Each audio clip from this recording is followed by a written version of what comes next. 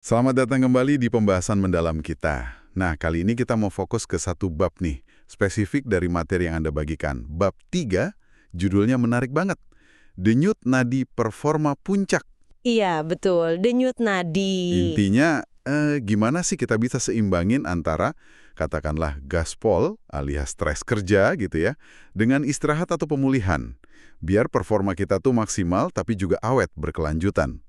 Penting itu. Pernah nggak sih Anda ngerasa, kok capek terus ya? Padahal kayaknya kerjaan nggak sepadat itu deh.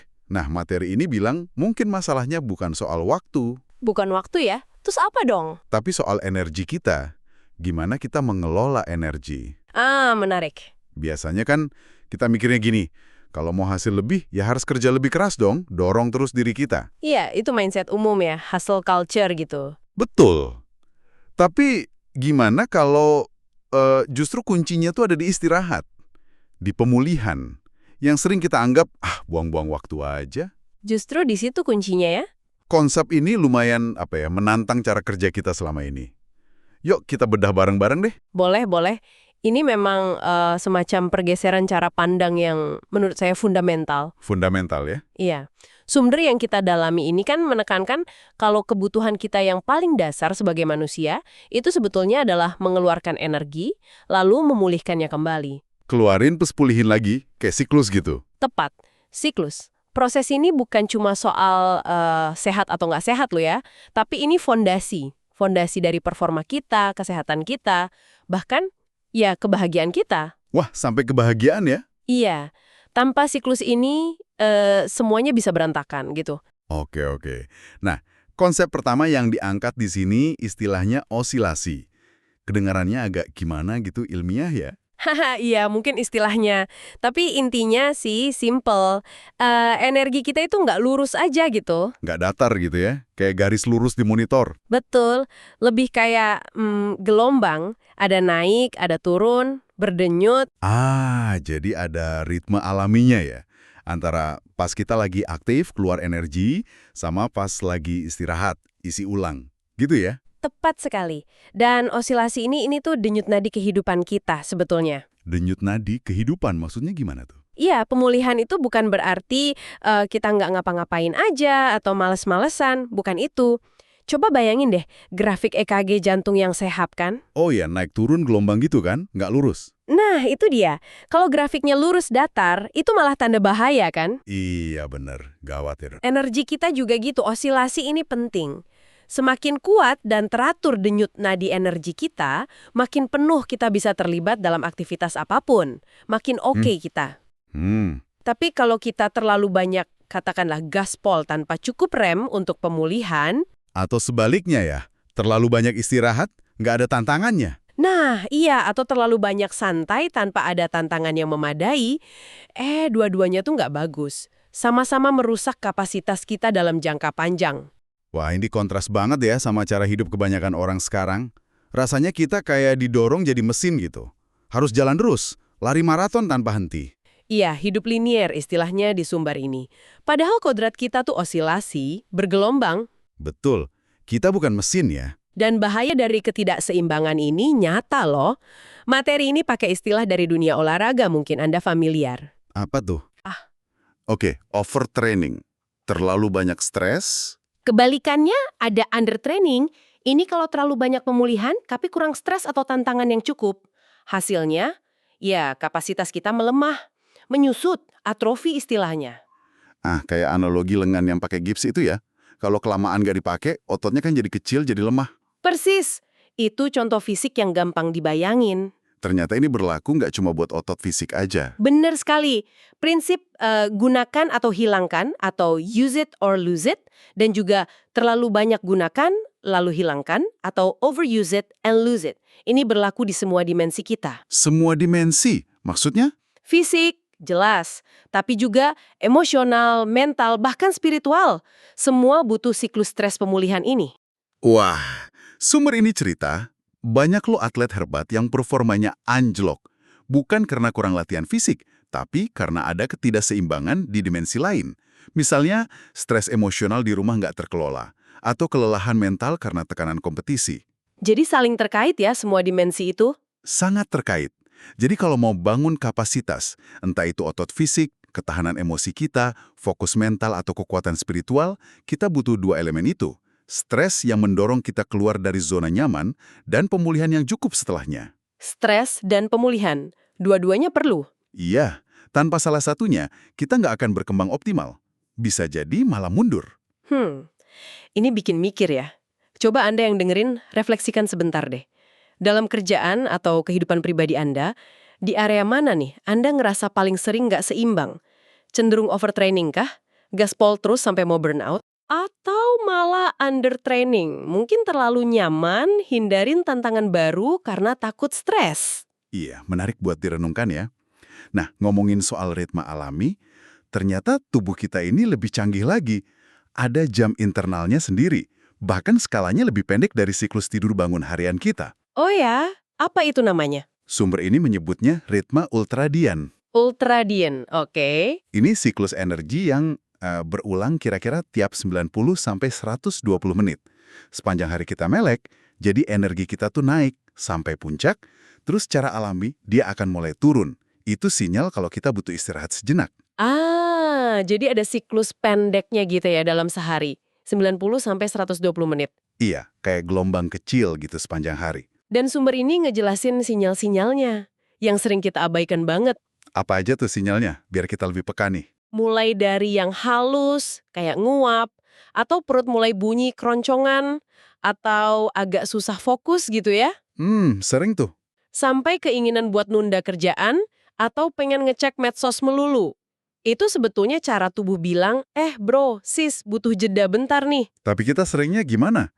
Kita lawan sinyal itu kan, paksain terus, mungkin dibantu kopi atau minuman manis. Biar on lagi gitu ya. Nah, pas kita maksa terus, padahal energi lagi di fase turun, tubuh kita nganggapnya itu sebagai ancaman. Akhirnya apa? Memicu respons lawan atau lari, fight or flight. Oh, respon stres gitu ya. Betul.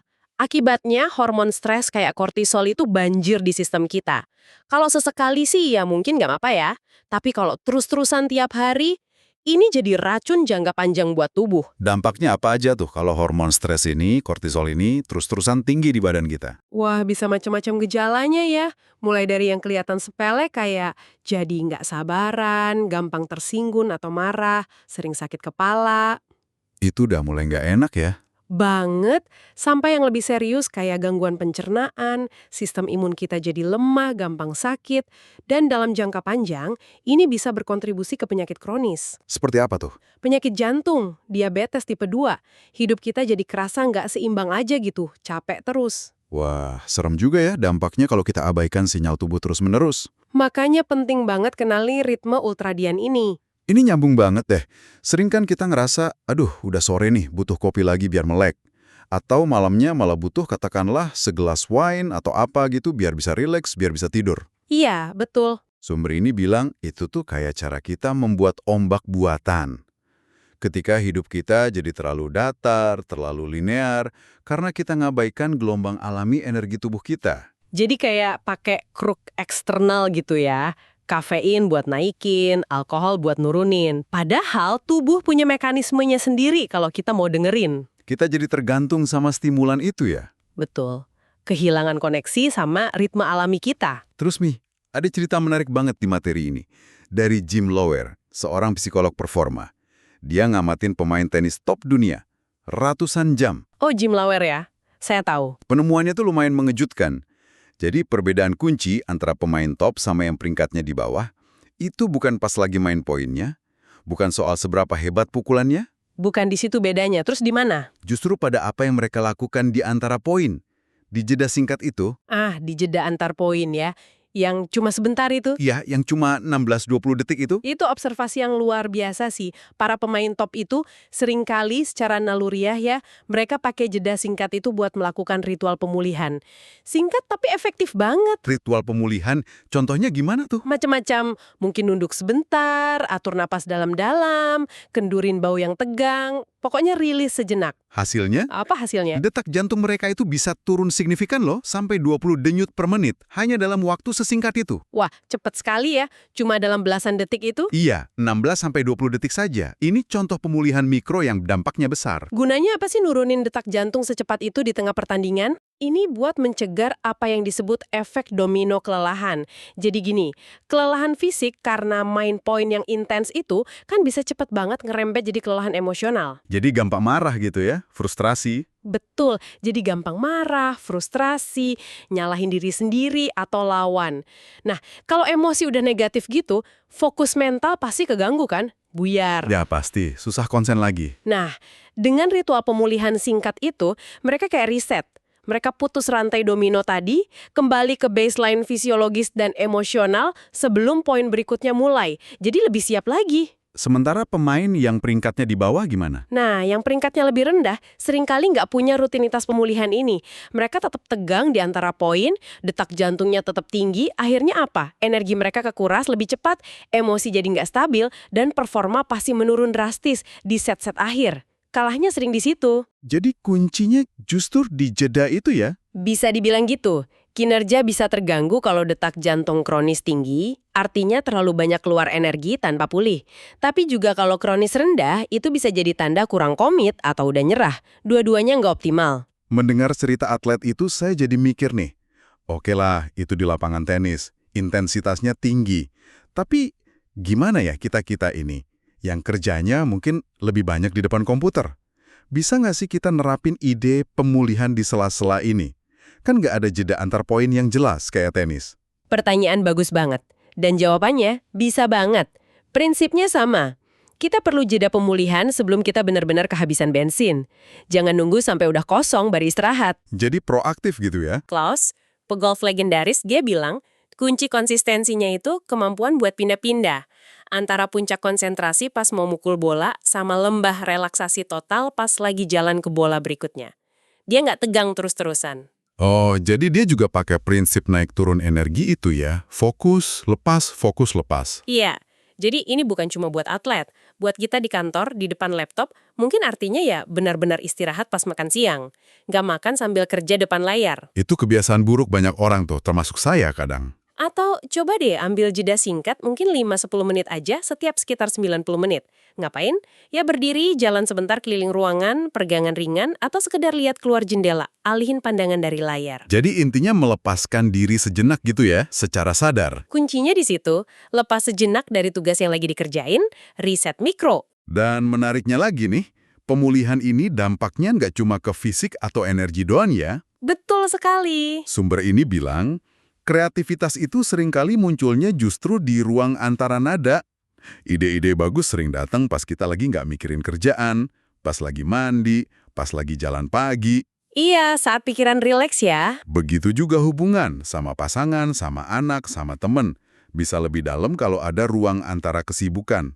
Kalau hidup isinya cuma kerja tanpa jeda, wah hidup jadi terasa kabur aja gitu. Nggak ada waktu buat sekedar menjadi, buat merenung, atau buat benar-benar connect sama diri sendiri atau orang lain. Betul. Teks ini ngasih beberapa contoh nyata loh dari para profesional sukses yang udah sadar pentingnya ini. Oh iya? Siapa aja contohnya? Ada Carissa Bianchi, dia CEO perusahaan iklan. Dia punya aturan ketat buat dirinya sendiri. Nggak kerja sama sekali pas lagi di pesawat. Waktu terbang itu dia pakai buat baca novel atau dengerin musik. Pemulihan mental dan emosional. Wah, disiplin ya. Ada lagi Joe Gibbs, mantan pelatih football sukses, terus pindah ke balap mobil NASCAR. Dia itu secara rutin ngejadwalin liburan keluarga, 4 hari setiap bulan. Buat apa? Ya buat mastiin koneksi keluarga tetap kuat. Itu pemulihan emosional dan spiritual buat dia. Setiap bulan ya. Keren juga. Terus ada Bill Norman, eksekutif di Herman Miller. Dia sengaja ngurangin gangguan digital, kayak voicemail dan ponsel. Dan dia nemuin penyegaran lewat hobi fotografinya. Itu pemulihan mental buat dia. Jadi beda-beda ya cara orang memulihkan diri. Iya, personal banget. Nggak ada satu cara yang cocok buat semua. Bahkan di level tim atau organisasi pun bisa ya diterapin. Bisa banget. Ada contoh Bruce F., seorang manajer. Dulu timnya sering rapat maraton, 3 jam non-stop. Hasilnya, ya capek, nggak fokus, nggak produktif. Terus dia ubah. Gimana ngubahnya? Rapatnya dipecah jadi 3 sesi, masing-masing 50 menit. Di antaranya ada jeda 10 menit.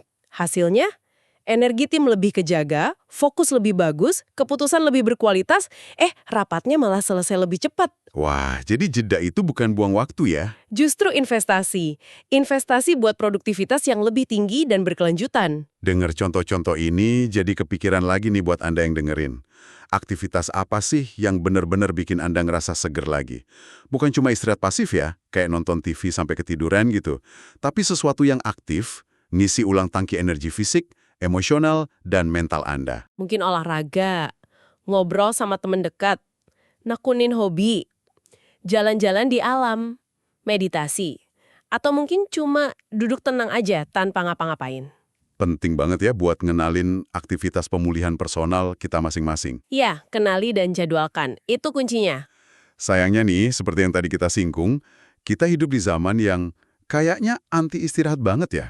Budaya kerja modern, ditambah gempuran teknologi, bikin batas antara kerja dan istirahat tuh makin tipis, makin kabur. Betul, susah lepasnya.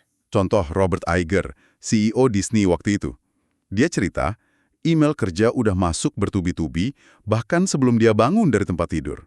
Rasanya kayak nggak ada waktu buat off sama sekali. Iya, teknologi yang harusnya bantu malah sering jadi kayak borgol digital ya, selalu terhubung, selalu on. Studi dari AOL yang dikutip di sumber ini juga ngeri sih. Studi yang mana tuh? Seminggu pas lagi liburan. Itu kan harusnya waktu buat istirahat total ya. Aduh, iya juga ya. Liburan kok masih kerja 10 jam? Kita seakan kehilangan seni beristirahat.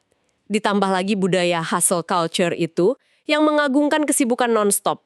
Istirahat malah sering dianggap tanda males atau kurang ambisius. Padahal dampaknya bisa serius banget ya kalau kita terus-terusan begini. Sumber ini bahkan sampai bahas istilah dari Jepang, karoshi. Apa itu? Karoshi itu artinya kematian akibat kerja berlebihan. Ini fenomena tragis di Jepang, di mana orang meninggal biasanya karena serangan jantung atau stroke, yang dipicu oleh stres kerja yang ekstrim dan kurang istirahat kronis.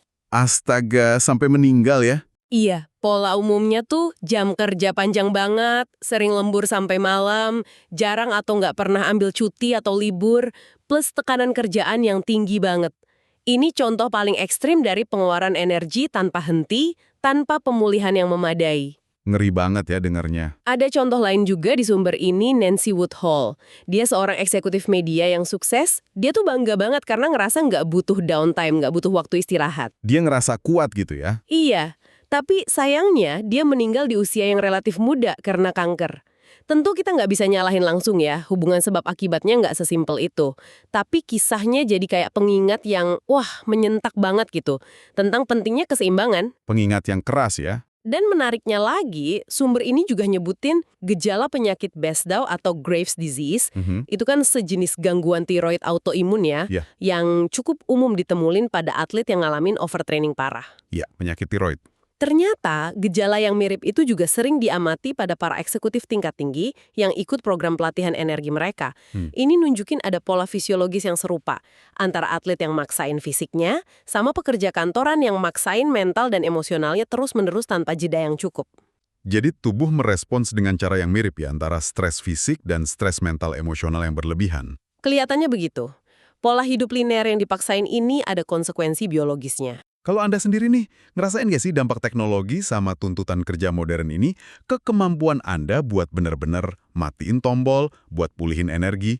Lebih gampang atau lebih susah sekarang dibanding katakanlah 5 atau 10 tahun lalu? Wah, jujur ini tantangan kita semua ya di era ini. Pasti lebih susah. Butuh kesadaran ekstra, butuh disiplin ekstra buat bikin batasan dan ngelindungin waktu pemulihan kita. Nggak bisa otomatis. Harus disengaja ya. Nah, semua obrolan kita ini akhirnya mengarah ke kritik sumber terhadap apa yang mereka sebut mentalitas pelari maraton dalam hidup. Maksudnya gimana tuh? Mentalitas maraton di sini diartikan sebagai pendekatan kita ngejalanin hidup atau kerjaan, seolah-olah kita tuh harus terus lari dengan kecepatan stabil dalam jangka waktu yang panjang banget. Atau bahkan kita malah terus nambah kecepatan sampai akhirnya ambruk karena capek. Jadi kayak mencoba bertahan sekuat tenaga gitu ya. Nggak peduli udah capek atau belum. Betul, fokusnya di endurance atau daya tahan semata. Nah, sumber ini bilang pendekatan ini tuh nggak alami dan nggak berkelanjutan buat manusia. Kita bukan mesin maraton. Lalu, kalau bukan pelari maraton, alternatifnya apa, Dom? Alternatifnya adalah mengadopsi mentalitas pelari cepat atau sprinter. Sprinter. Kayak lari 100 meter gitu. Iya, bayangin pelari cepat. Mereka ngerahin energi secara maksimal kan, fokus penuh semua dikeluarin. Tapi dalam periode waktu yang relatif singkat, misalnya 10-20 detik lari 100 meter itu. Tapi setelah itu gimana? Ya berhenti total. Ngos-ngosan istirahat. Nah itu dia, mereka benar-benar berhenti. Istirahat total, memulihkan diri, sebelum siap buat lari lagi di kesempatan berikutnya. Jadi ini tentang siklus. Terlibat penuh secara intens, lalu benar-benar lepasin diri dan pulihin energi, bukan lari terus-menerus tanpa henti. Jadi kuncinya bukan pada seberapa keras kita kerja dalam satu waktu, tapi lebih ke seberapa lama kita kerja keras tanpa jeda pemulihan. Itu yang bahaya. Tepat sekali. Intensitas tinggi sesekali itu perlu loh buat pertumbuhan kapasitas, kayak atlet angkat beban, kan perlu beban berat buat ototnya gede. Tapi yang bikin rusak itu durasi pengeluaran energi tinggi yang terus-menerus tanpa pemulihan yang sepadan. Oke, jadi durasi tanpa pulihnya itu yang jadi masalah. Betul. Contoh William D. Fugini di sumber ini menarik banget. Dia eksekutif, dulunya energinya melimpah ruah. Tapi makin tua, dia ngerasa energinya selalu habis di sore hari. Lemes banget. Kenapa tuh? Masalahnya bukan karena dia jadi malas, tapi kapasitas energinya emang turun secara alami seiring usia, itu wajar. Tapi, dia nggak ngimbangin penurunan kapasitas itu dengan masukin jeda-jeda pemulihan berkala sepanjang hari. Dia masih nyoba lari maraton, padahal kapasitasnya udah kayak sprinter. Jadi dia maksain pola lama di kondisi baru ya? Iya, jadi ini bukan soal kerja lebih keras lagi, tapi kelola energi dengan lebih cerdas. Kerja dalam sprint yang fokus, terus sengaja ambil jeda pemulihan yang berkualitas, itu kuncinya. Oke. Ini benar-benar ngubah cara pandang sih. Coba deh Anda renungin lagi. Pola kerja Anda sehari-hari, lebih mirip pelari maraton yang coba bertahan terus? Atau udah kayak pelari cepat yang punya siklus kerja intens dan istirahat? Kalau masih kayak maraton, mungkin bisa dicoba nih. Langkah kecil apa yang bisa mulai Anda coba minggu ini buat masukin siklus sprint pemulihan ini? Gak usah drastis, mulai dari yang kecil aja dulu. Oke, jadi kalau kita simpulkan nih dari pembahasan bab 3 ini ya, pesan utamanya kuat banget. Kelola energi Anda bukan cuma waktu Anda. Itu kuncinya. Betul, fokus ke energi. Performa puncak, kesehatan yang optimal, bahkan kebahagiaan, itu ndak datang dari kerja non-stop. Tapi dari keseimbangan dinamis antara keluarin energi, stres yang sehat tentunya, sama pulihin energi, istirahat yang berkualitas. Osilasi itu tadi ya, denyut nadi alami kita. Iya, dan ngabaikan sinyal tubuh buat jeda, kayak yang ditunjukin sama ritme ultradian tadi, itu sama aja kayak kita nguras baterai kita sendiri sampai habis, sampai rusak malah. Dan penting banget buat diingat, keseimbangan stres dan pemulihan ini berlaku di semua dimensi loh ya. Fisik, emosional, mental, dan spiritual. Semuanya butuh siklus ini. Jadi perlu istirahat itu bukan tanda lemah ya? Sama sekali bukan. Justru itu strategi paling cerdas buat bisa bertahan dan berkembang dalam jangka panjang. Lebih sustainable. Mengadopsi mentalitas sprinter, kerja fokus dan intens, lalu istirahat total secara sadar, inilah kunci keberlanjutan dan keterlibatan penuh dalam hidup. Bukan cuma sekedar bertahan hidup kayak pelari maraton yang udah ngos-ngosan tapi maksain terus. Sip. Nah, sebagai penutup nih, kami mau ninggalin Anda dengan satu pertanyaan buat direnungkan. Coba lihat kebiasaan Anda sekarang. Satu aja, perubahan paling kecil apa yang bisa Anda coba terapkan mulai minggu ini untuk masukin lebih banyak ritme pemulihan ke dalam hari Anda. Mungkin sesimpel jeda 5 menit tiap 90 menit buat minum air putih sambil lihat keluar jendela. Atau komitmen buat nggak ngecek email kerja 1 jam sebelum tidur. Apapun itu, sekecil apapun. Coba deh bayangin. Kira-kira apa ya dampaknya buat tingkat energi dan fokus Anda kalau Anda konsisten ngelakuin itu, katakanlah sebulan ke depan? Pasti ada bedanya.